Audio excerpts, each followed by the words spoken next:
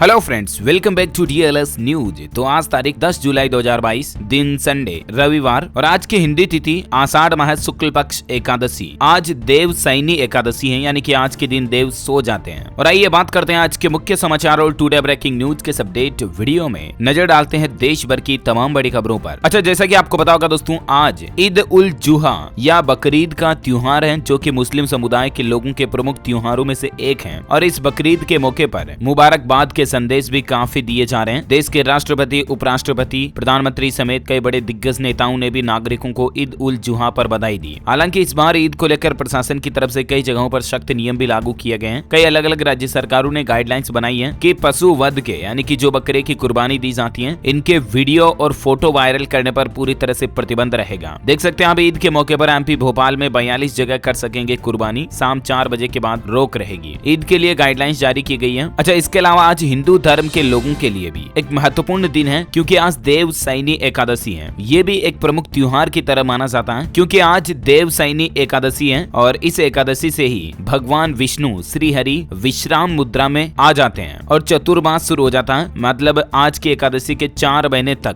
भगवान श्री हरि विष्णु गहरी योग मुद्रा में रहेंगे, विश्राम अवस्था में। और ये जो चतुर्मास का समय रहता है, इस समय के दौरान विवाह या गृह प्रवेश या मुंडन जैसे शुभ काम पर भी पूरी तरह से रोक रहती है। चतुर्मास में पूजा पाठ के साथ ही ग्रंथों का पाठ जरूर करना चाहिए। आज देव सैनी एकादशी से लेकर 4 महीने बाद कार्तिक मास की शुक्ल पक्ष की एकादशी तक भगवान विष्णु विश्राम करते हैं, है ना। और चलिए आगे बढ़ते हैं अगली बड़ी खबरों की तरफ। देखिए दोस्तों, एक रिपोर्ट के मुताबिक कोविड-19 महामारी के दौरान 70% वरिष्ठ नागरिकों को उचित स्वास्थ्य सेवाएं नहीं मिली है। हालिया एक सर्वेक्षण में इस बात का पता चला है। ऐसे हालात दोस्तों न सिर्फ भारत में रहे, बल्कि दुनिया भर के कई देशों में लोगों को कोरोना के दौरान बेहतर स्वास्थ्य सेवाएं नहीं मिली है। इतना ही नहीं, एक और बड़ी चौंकाने वाली रिपोर्ट तो ये देखिए कि मार्च 2022 के बाद दुनिया भर के विकासशील देशों में 7 करोड़ से भी ज्यादा लोग गरीबी रेखा के नीचे पहुंच गए हैं। यानी कि देखा जाए तो कोरोना महामारी की वजह से दुनिया के करोड़ों अन्य लोग जो मध्यम कैटेगरी में थे, वो भी गरीबी रेखा के नीचे आ गए हैं। और इसके पीछे एक और बड़ी वजह ये भी है कि रूस और यूक्रेन के बीच भी लगातार 5 महीनों से युद्ध जारी है। चलिए अगली बड़ी खबर देखिए। बैंकिंग न्यूज अपडेट आ रहा कि इंडियन ओवरसीज बैंक के ग्राहकों के लिए बड़ी खुशखबरी है। FD पर अब आपको ज्यादा ब्याज मिलेगा। IOB यानी इंडियन ओवरसीज बैंक ने फिक्स डिपॉजिट पर ब्याज दरों को बढ़ा दिया है। ये बैंक की नई ब्याज दरें जो हैं परसों 12 जुलाई से लागू हो जाएगी। और देख सकते हैं आप FD पर कितनी रेटें बढ़ाई गई हैं। 2 करोड़ रुपए से कम तक की FD की ब्याज दरों में इजाफा, यानी कि बढ़ोतरी की गई है। और उसके बाद अभी आप इंडियन ओवरसीज बैंक में 1 साल 2 साल तक की FD करवाते हो ना, तो कितना ब्याज मिलेगा इसकी भी डिटेल्स आप देख सकते हैं। हालांकि दोस्तों, इंडियन ओवरसीज बैंक ने अपने ग्राहकों को एक बड़ा झटका ये भी दिया है कि लोन की रेटें बढ़ा दी है। MCLR में 0.10% तक की बढ़ोतरी कर दी है। और इस बढ़ोतरी के बाद अब आपको IOB से मिलने वाला home loan, personal loan, auto loan भी महंगा मिलेगा। ये लोन की जो नई रेटें हैं आज 10 जुलाई 2022 से ही लागू हो जाएगी। उसके बाद MCLR जो रहेगी बेसिक 7.45% से बढ़ाकर 7.55% कर दिया है 1 साल के लिए MCLR को। ओके, अच्छा, बैंकिंग न्यूज से एक बड़ी खबर ये भी आ रही दोस्तों कि RBI ने इस कोऑपरेटिव बैंक पर बैन लगा दिया। अब आपके पैसे का क्या होगा, कौन से कोऑपरेटिव बैंक पर बैन लगाया, प्रतिबंध लगाया, कितने महीनों तक के लिए, ये पूरी बड़ी खबर मैं आपको आगे बताऊंगा विस्तार से। फिलहाल देखिए आप अगला अपडेट। ऑटोमोबाइल इंडस्ट्री से खबर आ रही है कि महंगी हुई टाटा की कारें। टाटा नेक्सॉन, टियागो और टिगोर सहित दूसरे पैसेंजर व्हीकल्स में 0.55% की कीमतों में बढ़ोतरी देखी गई। वेरिएंट और मॉडल के हिसाब से अलग अलग दाम बढ़ाए गए। ये इसी साल 2022 में टाटा कंपनी ने तीसरी बार रेटें बढ़ा दी हैं। आपको पता होगा, इससे पहले ही पिछले महीने अप्रैल के दौरान ही कॉमर्शियल गाड़ियों की कीमतें बढ़ाई थी, राइट। और उसके बाद अभी कंपनी ने अपने दूसरे 4 व्हीलर्स की कीमतों में बढ़ोतरी कर दी है ना।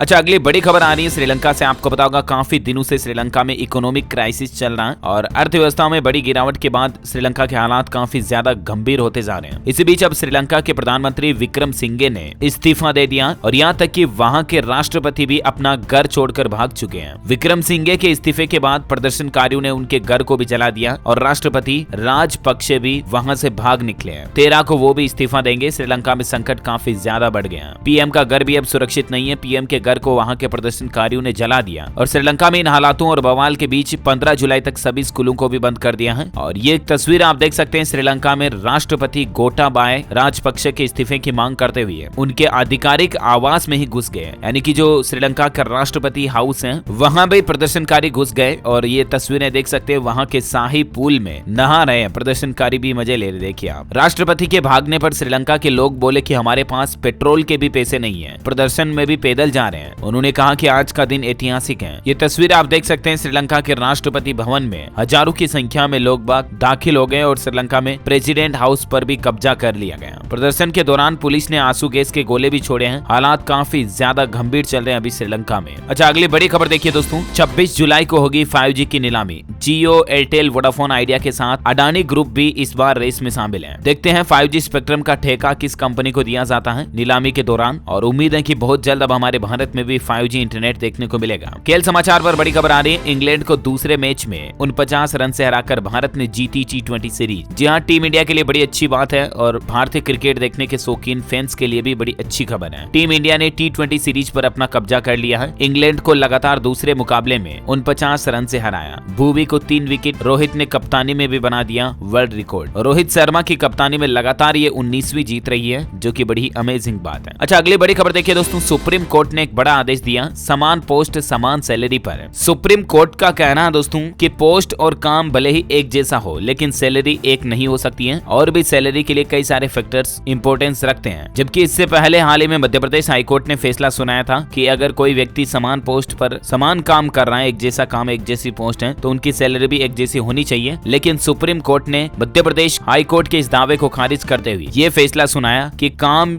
या पद सेम होने के बावजूद भी वेतन में बराबरी या तनख्वाह सेम नहीं हो सकती है, क्योंकि इसके पीछे और भी कई सारे रीजंस होते हैं। जॉब किस लोकेशन पर है ये भी अलग रीजन होता है, वहाँ महंगाई कैसी है, वहाँ वातावरण कैसा है, कई सारी चीजें फैक्ट मायने रखती हैं। जैसे अभी गाँव के बजाय शहरों में महंगाई ज्यादा होती है, राइट। तो ये सिंपल फंडा है। अच्छा, अगली बड़ी खबर देखिए दोस्तों, अमरनाथ में जो कल ही बादल फटने की घटना का हादसा हुआ था, उसमें अब तक 16 लोगों के जान जाने की खबर है। 35 घायल को एयरलिफ्ट कर दिया है। 1-2 दिन में फिर से अमरनाथ यात्रा शुरू हो सकती है, ऐसी खबर आ रही है। हालांकि अभी ये बादल फटने की घटना के बाद खराब हालातों के चलते केदारनाथ और अमरनाथ यात्रा दोनों ही तरह की यात्राओं पर रोक लगा दी गई है। बारिश के चलते जम्मू से अब रवाना नहीं होगी अमरनाथ यात्रा। ये कुछ फोटोज आप देख सकते हैं अमरनाथ में बादल फटने की तबाही के। कैंप के बीच अचानक सैलाब आया और टेंट समेत बह गए लोग बाग। कईयों के शव मलबे और पत्थरों में दबे हुए मिले। एनडीआरएफ सेना की 16 टीमें रेस्क्यू के लिए लगाई गई हैं। अच्छा, अमरनाथ में बादल फटने की घटना के बाद हिमाचल कुल्लू में भी कल एक बार फिर से बादल फटने की घटना देखी गई। मैं आपको मौसम अपडेट में बताऊंगा आगे। फिलहाल देखिए अगली बड़ी खबर, एलन मस्क ने ट्विटर डील को कैंसिल करने की घोषणा की। टेस्ला के मालिक पर अब मुकदमा करेगी ये सोशल मीडिया कंपनी, क्योंकि एलन मस्क बोले कि कंपनी ने फेक अकाउंट्स की जानकारियां ही नहीं दी, इसलिए वो अपनी डील कैंसिल करने जा रहे हैं। एलन अब अगर ऐसा करते हैं तो उनको लगभग 8,000 करोड़ की ब्रेकअप फीस देनी पड़ेगी। मामला कोर्ट में जाएगा। और वहीं देखिए बड़ी खबर, उदयपुर अमरावती हत्याकांड के चलते दिल्ली में हिंदू संगठनों ने प्रदर्शन किया। तिरंगा लेकर मार्च निकाला और नारा लगाया, देश संविधान से चलेगा, शरीयत या जिहाद से नहीं। हिंदू संगठनों ने गुस्सा जताया क्योंकि हाल ही में देश में कई जगहों पर मुस्लिम व्यक्तियों ने जान ले ली हिंदू लोगों की। नुपुर शर्मा के समर्थन में पोस्ट वायरल होने पर उदयपुर में भी कन्हैया लाल को बेरहमी से मार दिया गया। ऐसी ही कुछ और घटनाएं देश में अलग अलग जगहों पर देखने को मिली। तो उसके बाद समस्त हिंदू समाज ने एक संकल्प मार्च निकाला। हिंदू संगठनों ने गुस्सा जताया। कुछ तस्वीरें आप देख सकते हैं। अच्छा, अगली बड़ी खबर आ रही दोस्तों की भारत में भी मंकी पॉक्स का एक संदिग्ध मरीज देखा गया। यूरोप से कोलकाता लौटे युवक में इसके लक्षण दिखाई दिए। आइसोलेशन वार्ड में इसको भर्ती करा दिया गया और इसकी रिपोर्ट भी भेजी गई है। जल्द ही इसके सैंपल की रिपोर्ट आ जाएगी, तब पता चलेगा कि ये मंकी पॉक्स से पॉजिटिव है या नहीं है। पश्चिम बंगाल के कोलकाता में शुक्रवार को मंकी पॉक्स का पहला संदिग्ध मरीज पाया गया। हालांकि अभी तक कंफर्म नहीं है कि ये मंकी पॉक्स का पॉजिटिव मरीज है या नहीं है। ये तो रिपोर्ट आने के बाद ही पता चलेगा। तो मैं आपको कल बता दूंगा कि इसकी रिपोर्ट पॉजिटिव आती है या नेगेटिव आती है। फिलहाल भारत में मंकी पॉक्स का एक भी केस नहीं है। अगर ये पॉजिटिव आता तो ये पहला केस होगा। अब तक दुनिया भर के 71 देशों में मंकी पॉक्स फैल चुका है। इसके सामान्य लक्षण क्या है जो भी मैंने आपको बताए हैं। वह देखिए दोस्तों, कोरोना के बाद अब डेंगू भी चिंता बढ़ा रहा है और स्वास्थ्य मंत्रालय ने देश भर के सभी राज्यों को आवश्यक निर्देश भी दिए हैं। केंद्रीय स्वास्थ्य मंत्री मनसुख मंडाविया ने डेंगू से निपटने के लिए राज्यों को आवश्यक तैयारियां करने की पेशकश शुरू करने के निर्देश दिए हैं, क्योंकि अभी मानसून की बारिश के बाद कई हिस्सों में जलभराव की वजह से मच्छरों की उत्पत्ति बढ़ गई है। डेंगू को लेकर स्वास्थ्य मंत्रालय ने सभी राज्य सरकारों से कहा कि स्थानीय स्वयंसेवी संगठनों से मिलकर दवाइयों का छिड़काव समय पर शुरू करें और किसी भी स्थिति से निपटने के लिए रैपिड रिस्पांस टीमों का गठन किया जाए, है ना। और वहीं देखिए बड़ी खबर, उत्तर प्रदेश की योगी आदित्यनाथ सरकार ने यूपी के मदरसों पर एक बड़ा फैसला लिया। अब उम्र के हिसाब से ही दाखिला मिलेगा। योगी सरकार यूपी के मदरसों में पढ़ने के लिए आयु सीमा निर्धारित करेगी। राज्य के सभी मान्यता प्राप्त और अनुदानित मदरसों में आयु सीमा के मानक लागू होंगे। ये जानकारी योगी सरकार के अल्पसंख्यक कल्याण मंत्री धर्मपाल सिंह की तरफ से दी गई है। तो जल्द ही यूपी में इस तरह का आयु को लेकर नियम लागू होगा। तो देखते हैं ऑफिशियल अपडेट क्या आता है। फिलहाल तो ये मीडिया रिपोर्ट्स आ रही हैं। योगी सरकार की तरफ से ऑफिशियल घोषणा आएगी तो मैं आपको बता दूंगा DLS न्यूज चैनल पर। ओके, अच्छा वहीं देखिए दोस्तों, बिहार में सोना के बाद अब मिला निकेल, क्रोमियम और पोटास के भंडार भी। किन किन जिलों में सरकार खनन करेगी, जिनकी डिटेल्स भी आप देख सकते हैं। साथ ही खबर आ रही कि अब घर प्लास्टिक का कचरा मिला तो 500 रुपए का जुर्माना लगेगा, और अगर किसी कंपनी से प्लास्टिक का कचरा मिलता है तो 5000 रुपए का जुर्माना लगेगा। पंजाब पटियाला प्रशासन की तरफ से ये नियम लागू किया गया। पंजाब सरकार एक और लोगों को राहत देने जा रही है कि अब गाड़ी वाहन खरीदोगे ना तो उसी समय हैंड टू हैंड आपको आरसी मिल जाएगी, क्योंकि अब पंजाब सरकार जो है ना वो एजेंसियों को ही आरसी अप्रूवल के अधिकार देने जा रही है, और इसीलिए अब आप गाड़ी खरीदोगे तो नया वाहन खरीदते आपको हैंड टू हैंड आरसी मिल जाएगी। वह देखिए किसान भाई लोगों के लिए मोबाइल ऐप लॉन्च करने जा रही है बिहार सरकार, और उस ऐप के जरिए आप ट्रैक्टर और हार्वेस्टर वगैरह और भी कई सारे खेती में काम आने वाले मशीनरी उपकरण किराए पर ले पाएंगे। छोटे और सीमांत किसानों की सुविधा के लिए बिहार का सहकारिता विभाग ये पहल शुरू करने जा रहा है। जल्द ही एक नया मोबाइल ऐप लॉन्च किया जाएगा। अच्छा, बैंकिंग पर बड़ी खबर, जैसा कि मैंने आपको बताया था ना कि आरबीआई यानी कि रिजर्व बैंक ऑफ इंडिया ने एक कोऑपरेटिव बैंक पर बैन लगा दिया, प्रतिबंध लगा दिया। वो बैंक है दिल्ली के रामगढ़िया कोऑपरेटिव बैंक पर आरबीआई ने बैन लगाया है। आरबीआई ने बैंकिंग रेगुलेशन एक्ट 1949 के तहत निर्देश जारी करते हुए कहा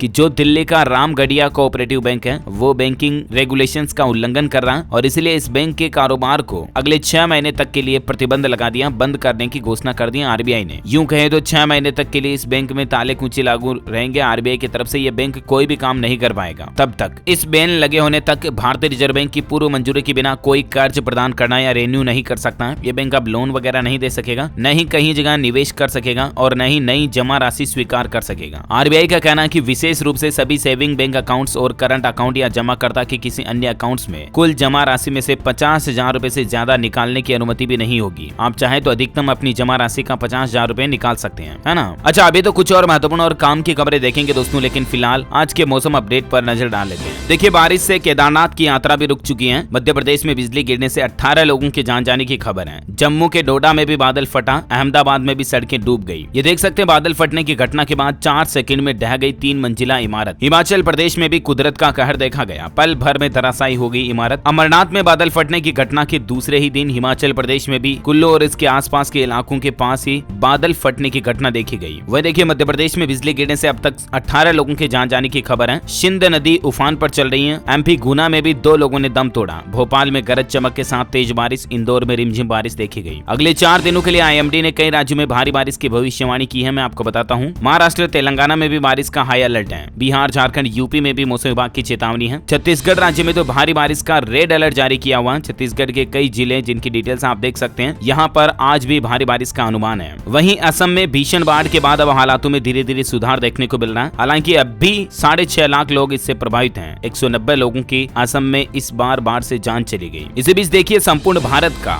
आज 10 जुलाई 2022 का मौसम पूर्वानुमान आखिर क्या कहता है। तो देखिए अगले 24 घंटों के दौरान गुजरात, कोंकण, गोवा, कर्नाटक, मराठवाड़ा, दक्षिण मध्य महाराष्ट्र, आंतरिक कर्नाटक, तेलंगाना, दक्षिण छत्तीसगढ़, मध्य प्रदेश, यहाँ पर हल्की मध्यम बारिश हो सकती है। वहीं उत्तराखंड, पंजाब, हरियाणा, पश्चिमी उत्तर प्रदेश और हिमाचल प्रदेश में भी हल्की मध्यम बारिश की संभावना है। साथ ही राजस्थान, एमपी, उड़ीसा, गंगीय पश्चिम बंगाल, केरल, अंडमान निकोबार द्वीप समूह, लक्षद्वीप, मणिपुर, मिजोरम, त्रिपुरा, उप हिमालय, पश्चिम बंगाल, सिक्किम, दिल्ली, एनसीआर और जम्मू में भी हल्की बारिश हो सकती है। ओके, तो ये रहा आज का वेदर न्यूज अलर्ट। और वहीं दोस्तों क्योंकि आज संडे है तो मैं आपको पिछले साप्ताहिक सराफा मार्केट का हालचाल बता देता हूँ। देखिए आप, इस सप्ताह सोने चांदी की कीमतों में बड़ी गिरावट आई है। सप्ताह भर में 1,500 रुपए तक सोना सस्ता हुआ और चांदी भी लुढ़क कर 56,000 के करीब आ गई। अभी सोने का रेट चल रहा है लगभग 50,853 रुपए प्रति 10 ग्राम। वहीं चांदी का रेट चल रहा है 56,427 रुपए प्रति किलोग्राम। चलिए कोरोना बुलेटिन देखिए आज के। देश में पिछले 24 घंटों के दौरान 18,840 नए मामले आए, जबकि 43 लोगों की मौत हुई। एक्टिव केस की संख्या अभी भारत में 1.25 लाख से पार चली गई है। राजधानी दिल्ली में भी कोरोना के 544 नए केस आए। महाराष्ट्र में 5 लोगों की जान गई। वह देखिए नोबेल पुरस्कार विजेता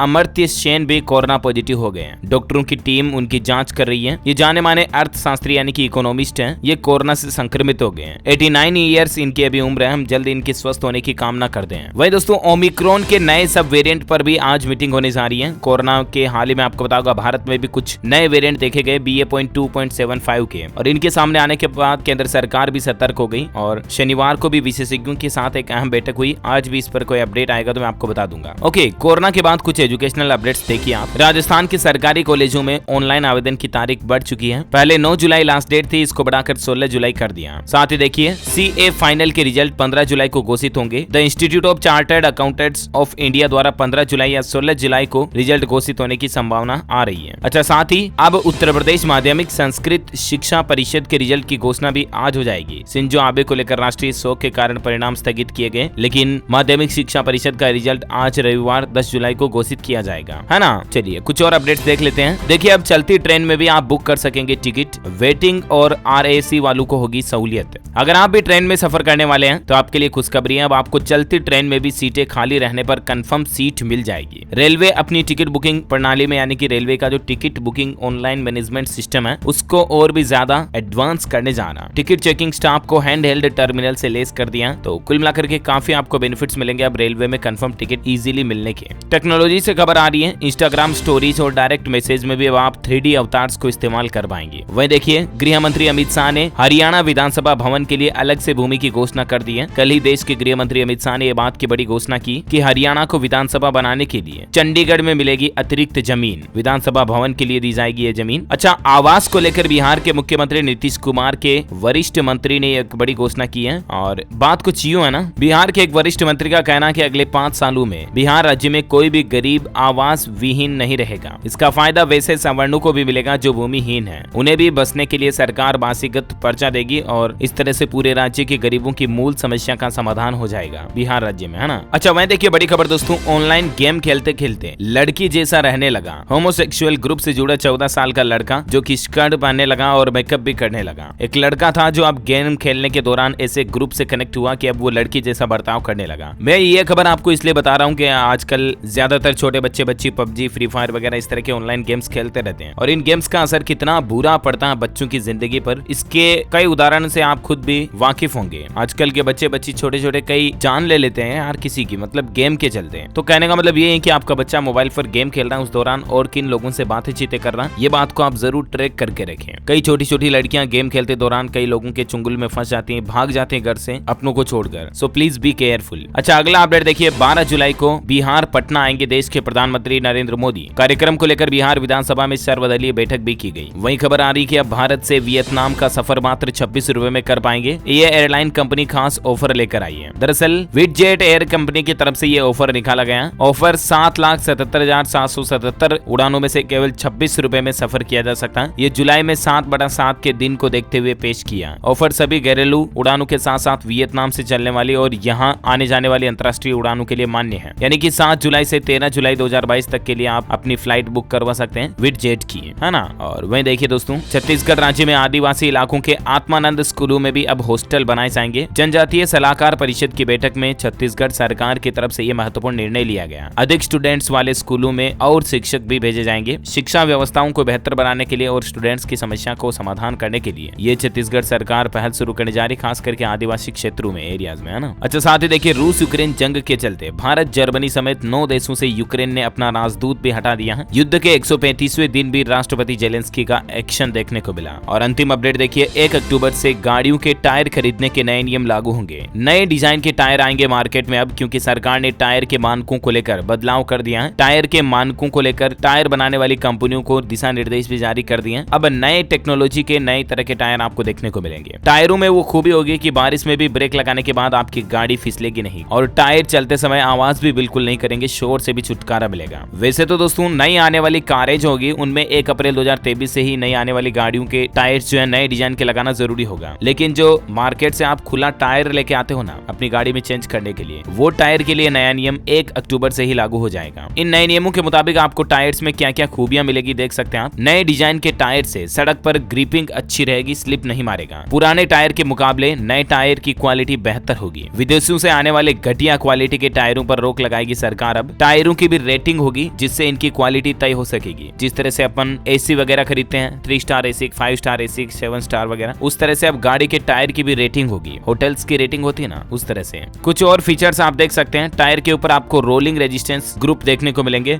वेट ग्रिप अलग से रहेगी और रोलिंग साउंड एमिशंस भी रहेगी, जिससे कि टायर आवाज बिल्कुल नहीं करेंगे चलते समय। तो ये कुछ नई खूबियों के टायर देखने को मिलेंगे मार्केट में आपको अक्टूबर के महीने से ही, 1 अक्टूबर 2022 से ही, है ना। और जो आने वाली नई कारें बनाएगी कंपनियां, उनमें 1 अप्रैल 2023 से ये नई तरह के टायर लगाना जरूरी होगा। ओके, तो उम्मीद है दोस्तों आज दिन भर की तमाम बड़ी खबरें, मुख्य समाचार, टुडे ब्रेकिंग न्यूज का अपडेट वीडियो आपको जानने मिला होगा। और वैसे आप मुझे कमेंट करके बताइए दोस्तों कि कंप्यूटर साक्षरता दिवस किस दिन मनाया जाता है। On which day computer literacy day is celebrated, let me know in the comment box. आज आपको ऑप्शन भी बता देता हूं मैं, 12 अगस्त, 13 सितंबर, 2 दिसंबर, 14 फरवरी। Let me know in the comment box. जो लोग इस सवाल का सही जवाब इस वीडियो के नीचे कमेंट में देंगे ना, वो रैंडमली सेलेक्ट होने पर आप हमारी DLS न्यूज टीम की तरफ से जीत सकते हैं एक शानदार सरप्राइज गिफ्ट, जो कि गिव अवे के रूप में आप तक पहुंचा दिया जाएगा। इसी के साथ ही अगर आपको वीडियो अच्छा लगा तो इसे लाइक करना और शेयर भी करना अपने दोस्तों के साथ फेसबुक और व्हाट्सएप पर। हमारे चैनल DLS न्यूज को सब्सक्राइब करके बेल आइकन भी जरूर दबा देना, ताकि आपको रोजाना के ताजा अपडेट्स और काम की खबरें तुरंत आपके मोबाइल पर मिलती रहेगी। Thank you, take care, good bye, जय हिंद, जय भारत, वंदे मातरम।